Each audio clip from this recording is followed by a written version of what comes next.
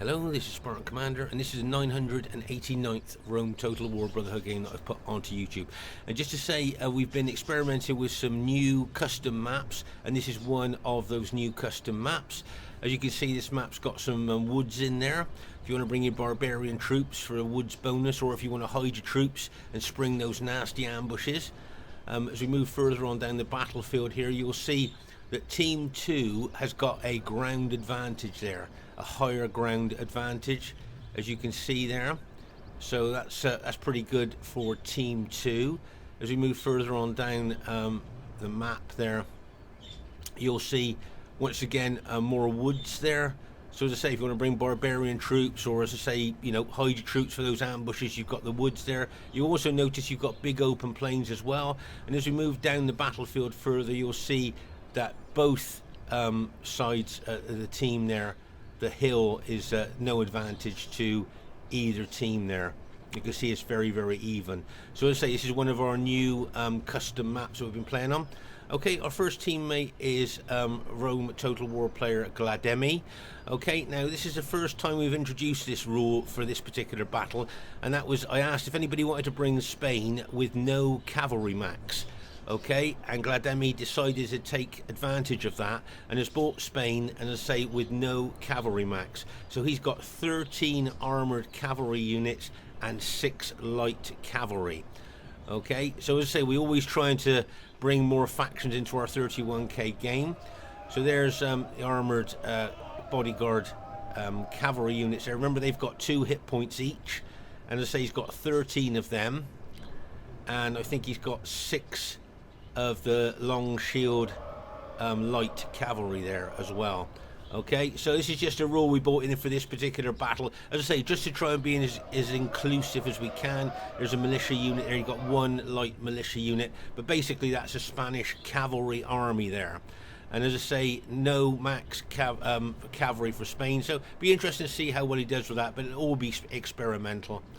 Our next teammate is GoTW Romex, who's bought the Seleucid faction. Now he's got 10 Silver Shield Pikes, 4 Silver Shield Legionnaires, and 6 chariots.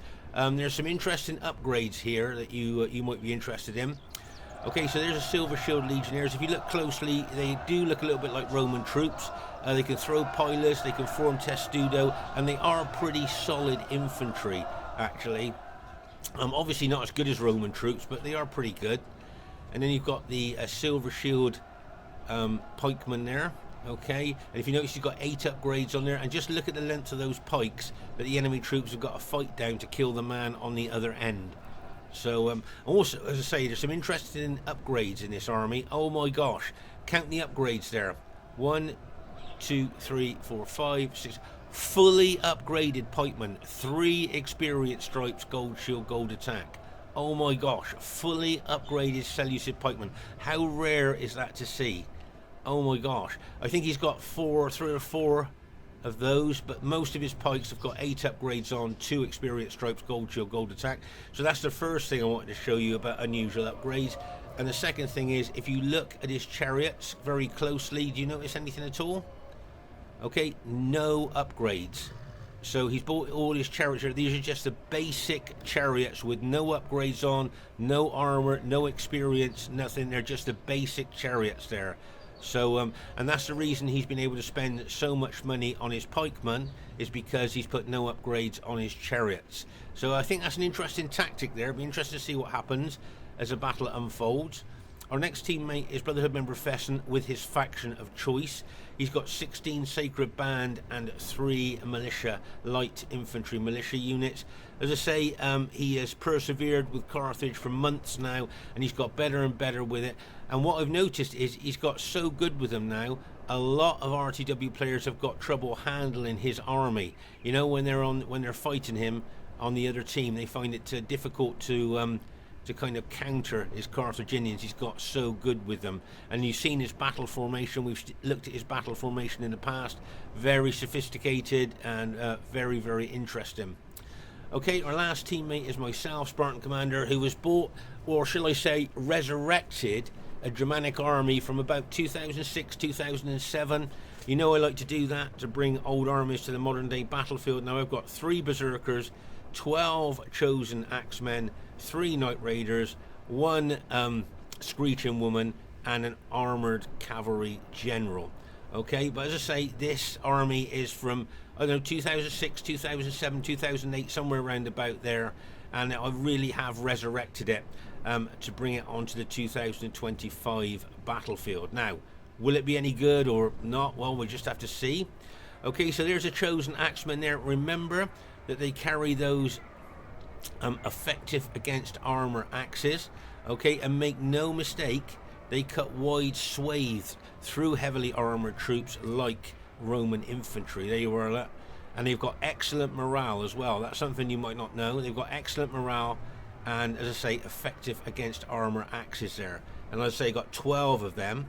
Okay, now we're going to move on to the Knight Raiders. Okay, now the Knight Raiders, they're okay. They're infantry. They're quite good infantry in their own right. But why I bring them is for the fear factor. Okay, I've got 3 of them, and they actually frighten the enemy. So taking morale away from them, destabilizing them, and making them more susceptible to routing. So that's why I bring 3 units of Knight Raiders in this old army. Okay, and then we move on to the infamous Berserkers. Remember, they've got hit points. They've got those effective against armor maces, and they've got really great attacking specifications, but also the main thing for me is the fear factor that they bring. Once again, taking morale away from enemy troops, destabilizing them, and making them more susceptible to routing. Okay, arguably the Berserkers are the most powerful units in the game. Okay, that's why we only allow 3 a maximum in a Germanic army, because they are so powerful. And here we are, moved to the Screeching Women. Now, just to say that we know that most units in barbarian armies have not got very good morale. So to bring a morale boosting unit like this Screeching Woman unit, okay, which is a morale boosting unit, is a good tactical move, because obviously a lot of barbarian units need that extra morale boost to keep them fighting. So the Screeching Women there are, I think, pretty essential for a Germanic army. They carry those kind of meat cleaver things there, but they're not very good at fighting. Best to keep them out for as long as possible. And there you are, you can see I've got a barbarian chosen warlord cavalry general there. Okay, notice no cavalry except for the general. Okay, so as I say, a very, very old army from 2006, 2007, 2008. Okay, so we're very diverse. We've got Spain with Glademmy. We've got Seleucids with GoTW Romex. We've got Carthage with Fesen, and we've got Germania with myself. It's got the potential to be a cracking battle. And here is the other team. We have Brotherhood member Spitfyr, who has bought the Numidian faction. Okay, now he has got 2 elephants, 8 desert infantry, 6 armored cavalry, and 4 camel riders. Now remember, Numidia is looked upon as one of the weakest factions in the 31k armies. So we allowed 3 Ellis max actually, but I see he's only bought 2. There you are. Now there's a desert spearman if you haven't seen them before. Okay, as they carry spears, you'll know that they will be anti-cavalry, but they're quite tough infantry as well. And don't forget, they will be getting the desert bonus on this map as well. Okay, so that's the desert infantry there. And then he's got his armored cavalry units. There's general armored bodyguard units there with I think they got 2 hit points on each, so they're quite solid cavalry. Okay, and then behind them, there he's got 6 though. I think then behind them he's got the camel riders. Okay, once again, these guys, as you can see, they carry spears there, so they'll be anti-cavalry, and also they will be getting the desert bonus as well. And then you move to the elephants. Now we do allow 3 elephants, but he's bought 2. And they, where you can see they're mercenary elephants. I think they got something like 13 hit points. They got big attack specifications. But the main thing for me is the fear factor they bring, taking morale away from enemy troops and making them more susceptible to routing. Okay, so as I say, Numidia is looked upon as one of the weaker factions in the 31k armies. So we try and adjust the rules a little bit to allow them to be competitive on the 31k battlefield. Okay, their next teammate is Brotherhood member Royer. Now Royer's got 6 cavalry and 14 infantry, nearly the bog standard 31k Roman army. The only difference that he's got is he's bought a morale boosting eagle unit. So I always like to point that out and say well done to Roman generals that bring eagle units within their armies. Those extra morale boosting units really can make a difference, especially towards the end of the battle, you know, when your troops are tired and battle depleted. There you are. So he's got his infantry general and an eagle unit there, 2 lots of morale for his infantry, so well done to Royer. Okay, their next teammate is RTW player Barclayman.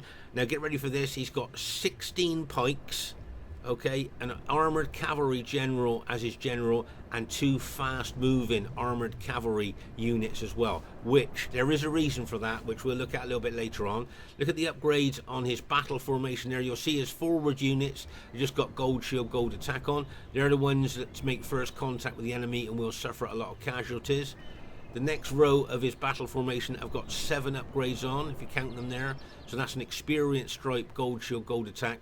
But the last 2 lines of his battle formation, if you look closely, you'll see that they've got 8 upgrades on. You see, 1, 2, 3, 4, 8 upgrades. So that's 2 experienced stripes, gold shield, gold attack. Okay, so he's got staggered upgrades through his battle formation. There's his armoured cavalry general, if you haven't seen the Pontus general before. And he's got 2 fast-moving armoured cavalry generals in the woods there for a particular reason, okay? And you will see why in a minute. Very old school, this. Okay, and their last teammate is Brotherhood member Lando, who's got the almost bog standard 31k Roman army. He's got 14 infantry, but just 5 cavalry. Okay, so also their team is quite diverse as well, isn't it? I think you've got Numidia with Spitfyr, you've got Rome there with Royer, you've got Pontus with Barclayman, and you've got Rome with Lando. This is going to be an absolute cracking battle, and I really hope you enjoy it. Okay, at this stage of the battle, I thought I'd show you my 2006-2007 Germanic battle formation. Now, how old-fashioned and out of date is this? Right, so if you notice the outer edge, if you like, of the battle formation are the 12 chosen axemen. Okay, so you'll see those are on the edge of the battle formation there. And then just inside the battle formation, I've got my Knight Raiders. Remember, I bring those for the fear factor that they've got. All right, and then behind the Knight Raiders are the Berserkers. Okay, you see the Berserkers, and then I've got the screeching morale boosting women and the general unit in behind them. So as I say, that is an old army from 2006, 2007, 2008, and an extremely old battle formation as well. Can it still be effective in 2025? Right, okay, at this very, very early stage of the battle here, you'll see that Glademmy's cavalry army there better move quite fast, because Lando, being his usual aggressive self, I think is going to go for that Glademmy's Spanish cavalry army there. Okay, so this is one of the main things I want to show you in this battle is, can you see that Barclayman is running 2 fast-moving cavalry units over towards our team? Okay, now this is very, very old school.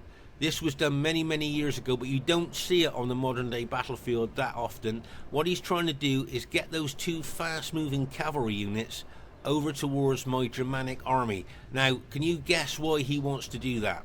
Okay, right, can you see my Berserkers there? Now remember, if an enemy unit gets close or touches a Berserker unit, that will activate the Berserker unit, and then me, being the Germanic general, will lose all control over that Berserker unit, and it will just chase the nearest enemy unit. Okay, so make no mistake about this, that is why Barclayman has bought these 2 fast-moving cavalry units to try and get over to my army and try to activate my Berserkers. Okay, let's say many years ago you used to see this. This was a regular tactic used. You don't see it that often these days, so I just want to show you that. Now, as I say here, can you see Lando's army closing in on Glademmy's Spanish cavalry? Or he needs to move fast or he's going to get hit. Move, Glademmy, or you're going to get hit. Oh, go on, and bang, as that Praetorian cavalry of Lando hit that militia infantry unit there. But meanwhile, over here, can you see those two fast-moving cavalry units there moving towards my Germanic army? Okay, so remember, his objective here is to try and get those cavalry units near or to touch my berserker units to activate them. Okay, that's what he wants to do, because he knows then that the berserkers will go completely out of my control and will just chase the nearest enemy unit. Okay, so just watch out for those two units there moving in on my Germanic army. There you are. Right now it's time for me to move my army over towards my allies, but those two fast moving cavalry units, look how he's moving them in there.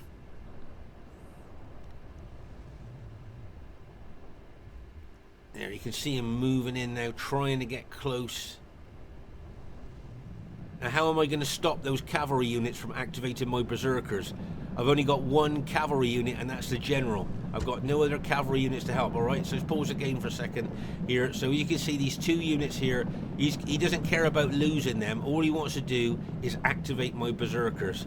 Okay, that's all he wants to do. Those two cavalry units are expendable to him, but the main thing is to activate you know, the most powerful units in the game, and so they go out of my control. Okay, so you can see those fast moving cavalry units moving in. Right, I need to counter that first cavalry unit coming in there. I need to counter that before. There you are, can you see it's coming in? I need to counter it. Bang!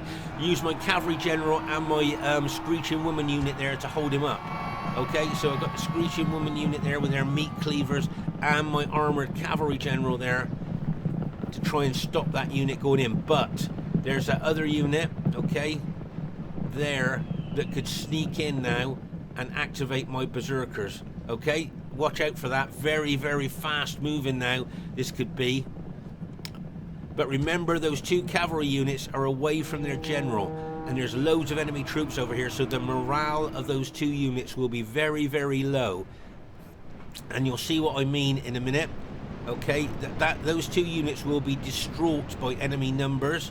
Okay, so watch that last unit there. Watch that unit there. Get ready. Now, nothing's hit him yet, have they? Something's just going to hit him maybe now.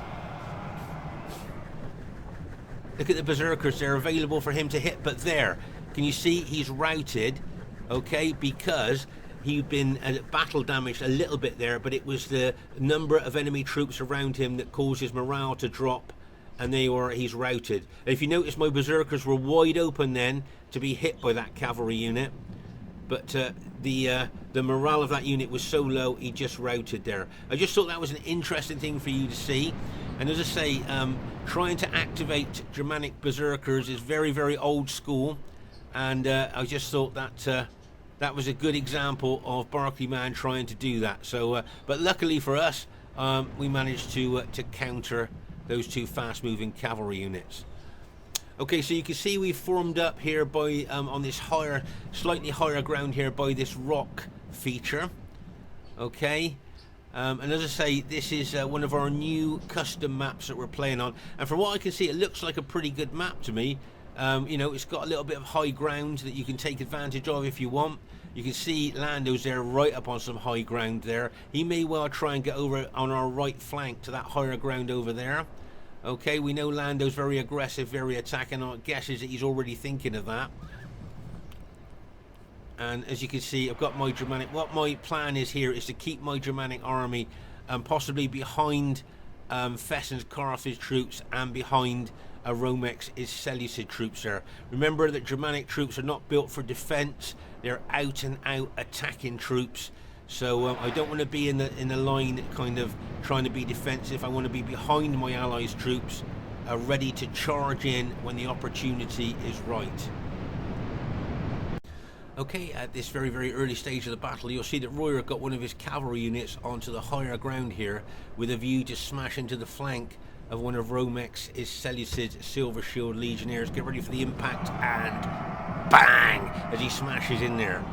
That's a nice move there. He's harassing and haranguing Romex here. That's what he's doing with that cavalry unit.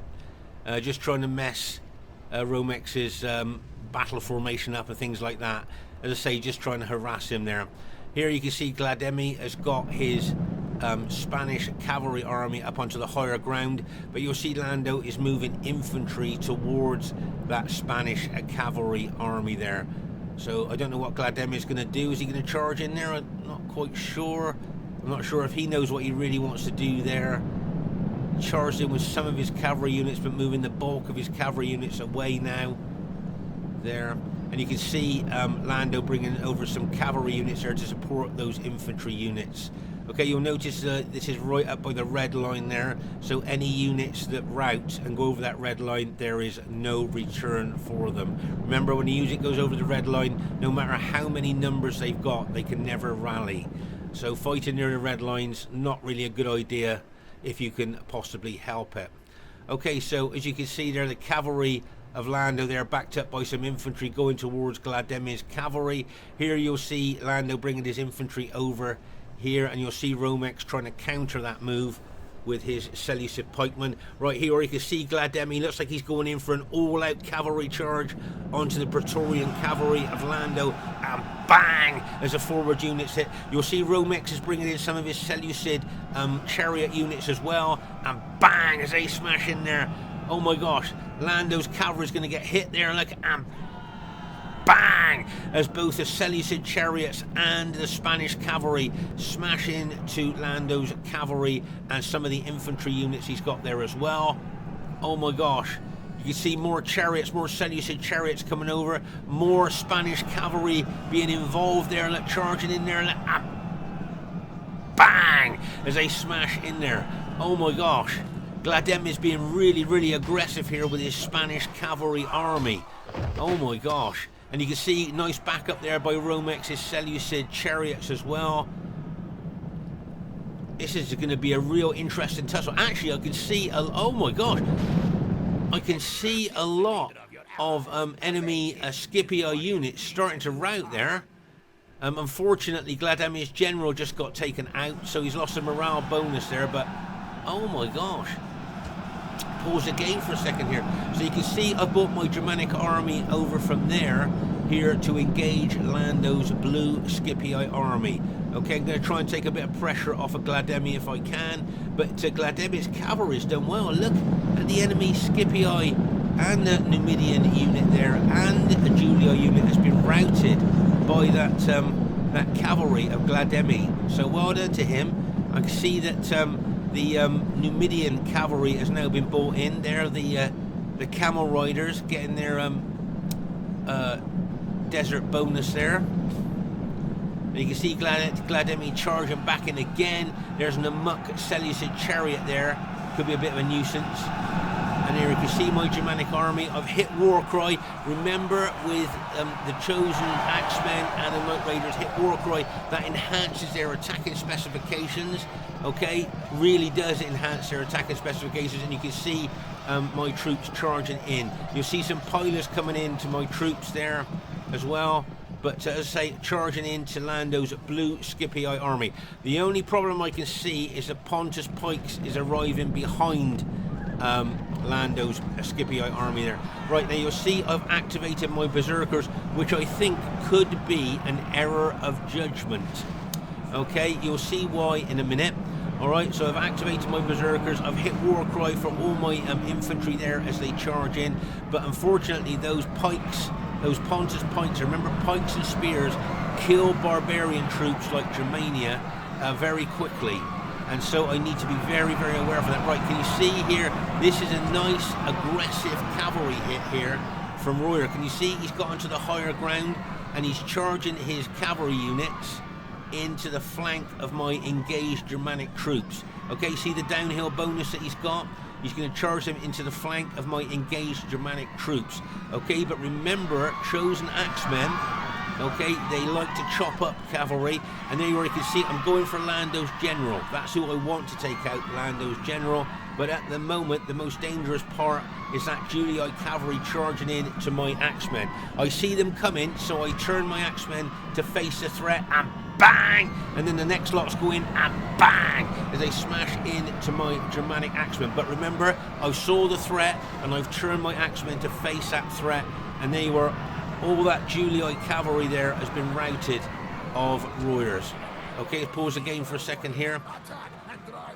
Okay, so over here you'll see, I believe at this stage of the battle, most of Glademmy's Spanish cavalry army has been taken out. You can see his general there, unit, as we saw earlier, his general was killed. I think at this stage of the battle he might have one or two very, very battle damaged cavalry. There you are.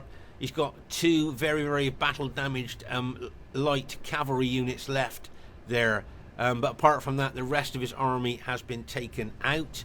Okay, we got enemy cavalry in behind us there. Oh, that's good news. I've just spotted we've taken out Lando's general, but those pikes there will kill my men really quickly. So I need to pull my men out from those Pontus pikes. Okay, now you know I said to you I made an error, okay, by activating the berserkers. Well, of course I've lost control over the berserkers, and the berserkers I can't pull out, and they're just charging to those pikes and be killed. Okay, so that might have been a bad tactical move by me activating my berserkers. Okay, but I need to move the bulk of my army away from those pikes. Make no mistake, Barclayman won't move those Pontus pike units. He'll just leave them there with the pikes down, invite an attack. Okay, so you can see I'm moving the bulk of my Germanic army away from the pikes, as you can see there. But the berserkers, of course, I've got no control over, and they will just attack those pikes head on. And unfortunately, I think they'll die quite quickly. There. So what I'm thinking I should have done is just attacked Lando's Scipio infantry with my Knight Raiders and Axemen and not activate my berserkers. That's what I should have done on reflection, but now I'm going to lose all my berserkers for not a lot of kills there. Okay, so that may well have been a bad decision by me, and maybe could cost the team the game. Okay, so the battle may have been lost there by me activating the berserkers at the wrong time. Okay, as I say, we're up here by the red line, not really close to the red line, but up, getting closer to it. You'll see Royer bringing his red Julii army up to face our armies up there by close to the red line. Okay, you'll see that Lando's Scipio troops there are routing those militia units of Fesens there. There's enemy cavalry charging in there. There's one of the Seleucid pike units of Romex coming up here to try and join Fesen's Carthage army. Okay, now as I said to you earlier, Fesen has really been persevering with the Carthage faction, and what I'm finding now is a lot of RTW players have got trouble fighting his army because he's got so good with it. So it'll be interesting to see what he does here. Remember that Carthage punches above its weight against the big 121 man units like the Pontus pikemen. Okay, so I'm guessing here that Fesen is relishing the idea of taking on these Pontus pikemen with his well upgraded Carthaginian sacred band. But of course there's Scipio Roman troops in there as well, and of course they can be a nuisance against Carthage. Okay, you'll notice here that Romex is doing a really good job of setting up a pike line there to stop the enemy troops getting anywhere near my Germanic troops. If you look over at my Germanic battle formation, you'll see that I have suffered a lot of casualties there, but there's still quite a strong force there. But as I say, I've lost the berserkers now. As I say, arguably the most powerful units in the game there. But you can see here Romex's pike units taking on the Pontus pikes there. A pretty even battle actually, Seleucids against Pontus pikes. Depends on the upgrades of the units, I think, will make the difference there. Here you can see, remember, Fesen's got that sophisticated, tried and tested battle formation of his, that Carthage battle formation of his there, which we've looked at on several occasions in the past. Here you'll see he's attacking those Pontus pikes there. You'll see I've moved my Germanic army over a little bit more to the right. Okay, make no mistake here, even though my army is battle depleted, I'm still looking for an opportunity to attack. Okay, make no mistake about that. At the moment, I'm letting my troops rest. I want them fresh. There's enemy cavalry, as I say, in behind us here. But I'm just allowing my troops to get fresh at the moment, so they're going to be at their optimum level of battle proficiency when I decide to attack. Okay, so here, as I say, you can see Fesen moving forward there with his Carthaginian spearmen straight into those Pontus pikes. He's already routed 2 Pontus pikes that were in front of him. There, 2 Pontus pike units. So well done to Fesen, being very aggressive with his Carthaginians there. As I say, Carthage is Fesen's faction of choice, and a lot of you that fight on RTW that have faced him will know how good he's got with them. Okay, so you can see here that my battle depleted army and Romex's battle depleted army as well are facing that massive red Julii army there.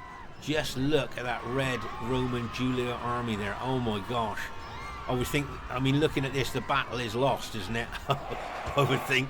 Because I don't know if he's thrown any pilers or whether he's full of pilers there as well that could decimate our troops. You know, I don't know. I'm not sure whether he's thrown any pilers or not. And then you've got the desert spearmen with their desert bonus right in behind him as well. So, yeah, I think things looking, you know, to be honest with you, things looking pretty bad for our team. And the elephants here. Now, Spitfyr uses the elephants really well. Not to attack, but to keep them close. So watch, can you see what that Carthage unit's thinking? Frightened by elephants. Okay, and this Carthage unit, frightened by elephants. Can you see the writing there? And that means their morale is very, very low. Okay, so the elephants aren't actually attacking, but they're doing an even more maybe important thing, sapping the morale of poor old Fesen's Carthaginian troops, who are up against a lot of enemy troops there. So, yeah, as I say, the elephants, Spitfyr, not using them to actually attack, but just using them for their other really strong feature, and that is the morale sapping ability that they've got. So, poor old Fesen there is fighting a lot of enemy troops. Here you can see Royer's moved his Julii troops forward there. I was thinking probably to throw pilers into Romex's pikemen there. Okay, now look at my Knight Raiders. Now remember, I bought the Knight Raiders in this old army because of the fear factor that they bring to enemy troops. Now you look at the Julii Roman troops there. Okay, if you have a look at the Julii troops that are throwing pilers in, can you see intimidated by nearby enemy? Okay, if you look again at these Roman troops, intimidated by nearby enemy. Now that's the Knight Raiders in my Germanic army taking morale away from enemy troops. Okay, now I've only got 3 Knight Raiders, but I think that's all I need in this old army, just to sap the morale from Julii troops there. And as I say, there's a storm of pilers going into poor old Romex, his pikeman there. So make no mistake, Romex is suffering a lot of casualties from those armor-piercing pilers coming in on his troops. Okay, but as I say, I'm keeping my Germanic army away from those pilers at the moment, and I'm just waiting for an opportunity to attack. Okay, so here you'll see, as I say, Fesen doing a really good job on our left flank there against a lot of enemy troops. Okay, you can see that the Pontus general has brought some pikemen in on the flank of Fesen's infantry there. And all those desert spearmen haven't been deployed in battle yet. And they don't forget they're getting that desert bonus there, so they could well hit the flank of those engaged Carthaginian troops. Okay, as I say, Fesen's doing really well. He's fighting Pontus and Scipii, and now he's got some Numidian troops coming in on him as well. So as I say, Fesen doing really well. Now, you've noticed over there on our right flank, I've moved my Germanic troops closer to the enemy Julii troops here. But watch these desert spearmen coming in on the flank of those engaged and probably tired Carthaginian troops there. And don't forget, as I say, the elephants there are sapping the morale of the Carthaginians all the time.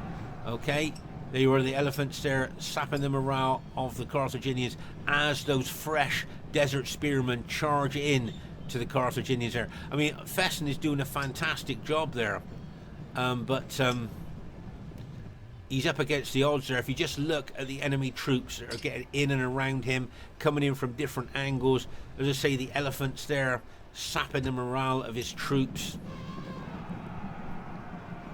They're going for his general there. Look, can you see the Carthage general there being hit by Julii cavalry, trying to take his trying to take his general out there. Look, there's a Pontus pike unit charging in there as well. Do you notice that the Julii and Scipii cavalry are charging in, getting a full cavalry charge bonus, pulling back out, and then charging back in again? Oh my gosh. Right, so they've killed poor old Fesen's general now, so he's lost the general morale bonus. And this could prove pivotal.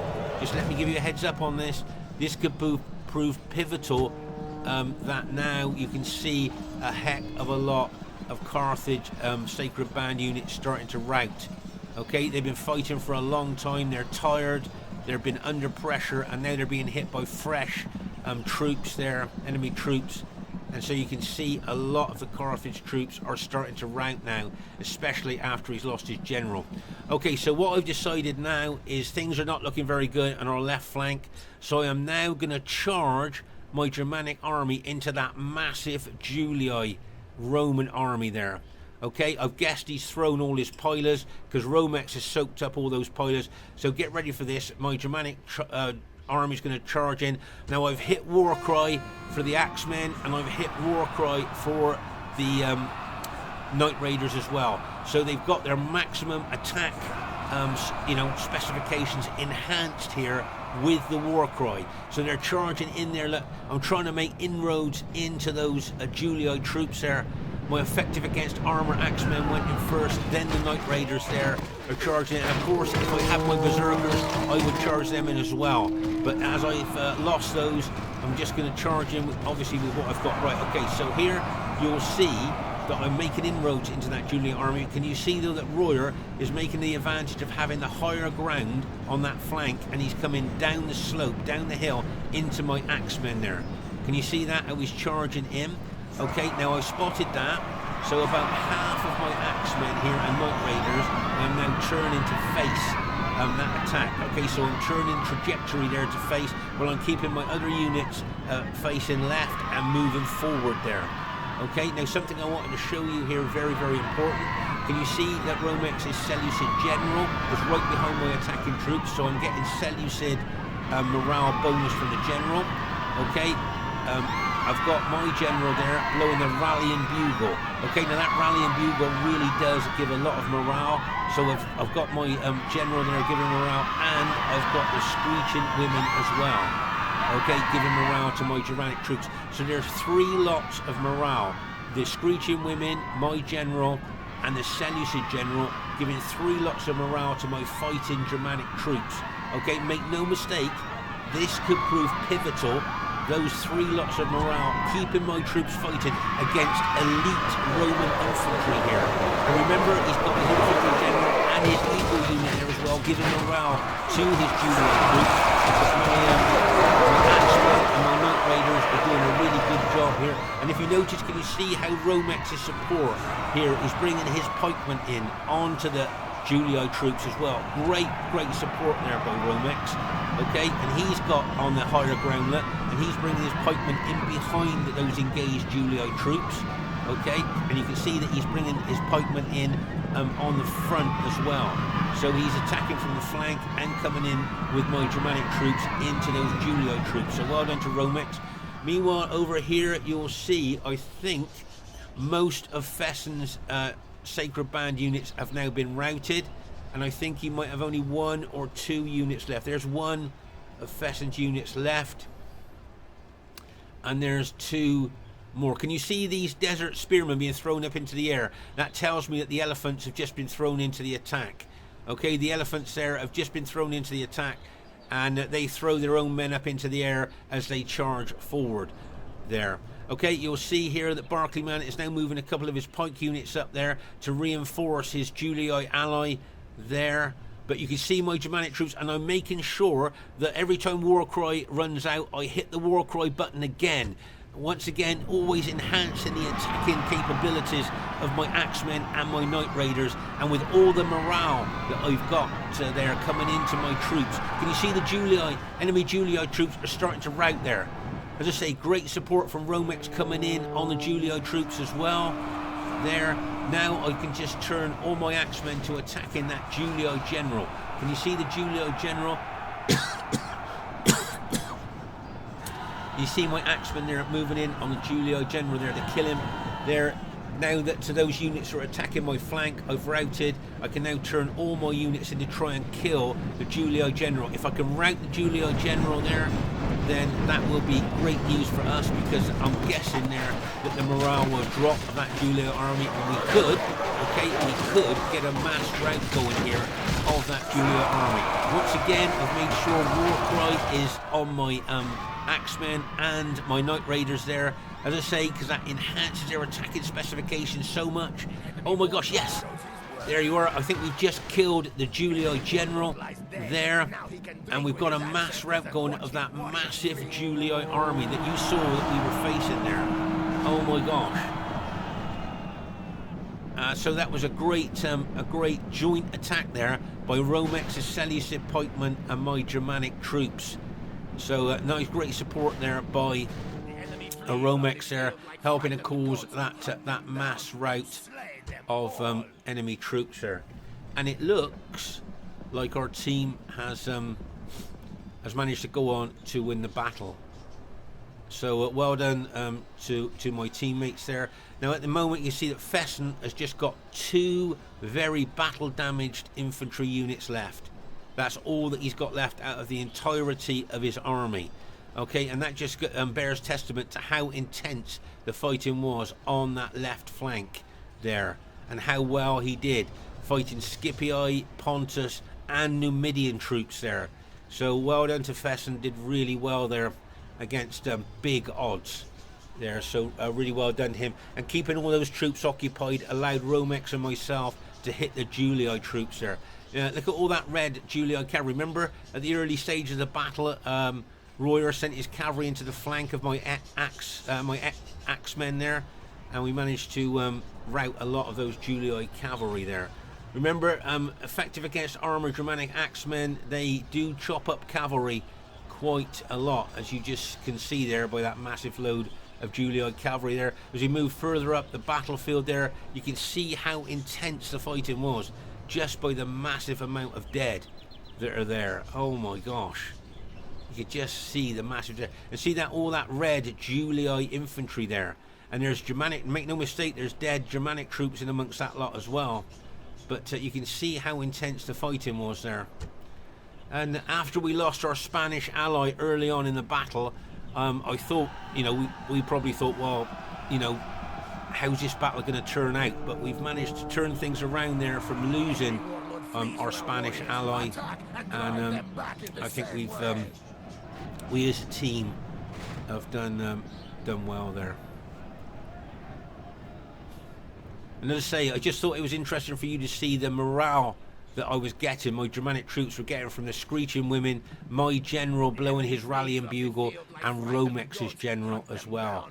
That's what kept my troops fighting so long in amongst those Julii troops there. Okay, so the first thing I'd like to say is really well played to everybody in the game. I thought everybody played well. As you see, it was an average victory. I thought it might have been close. Looking at the units that we've got left, it must have just edged into average. Highest kills in the game unusually go to my Germanic army there. I'm pleased with those kills there. And just remember, that army is from 2006, 2007, and the battle formation the same. So to get the highest kills in 2025 is pretty good. Well done to Lando. He'll be disappointed that he got less than 1,000 kills, but he was his usual aggressive attacking self.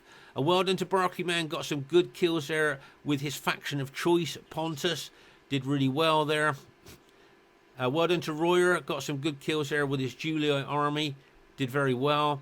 And Spitfyr will be a bit disappointed that he only got those kills with his Numidian army, but he did well with them. Well done to Fesen, got some good kills with Carthage's faction of choice, and he did so well on that left flank, occupying so many enemy troops, tying them down there. Well done to Romex, got some great kills, second highest kills in the game for his Seleucids, and well done to Glademmy. Now remember that that's the first time we've had a no cavalry max for Spain, so that was an experimental cavalry army, experimental tactics and things like that. So he'll be disappointed he didn't get great kills, but it's, when you experiment with different armies and things, some experiments work, some don't. Well, what about faction advantage? So we had Germania, Carthage, Seleucid, and Spain. Okay, and they had Spain, Pontus, Spain, and Numidia. So do you think either team had faction advantage, or do you think it was pretty even there? Please leave your thoughts in the comments. And just to say, the three most popular nights on Rome Total War are Friday, Saturday, and Sunday. If you'd like to join us and join in these great battles, it would be really good to see you. This is Spartan Commander saying, please leave your thoughts in the comments. It's always nice to read what you think. Look forward to seeing you soon, and bye for now.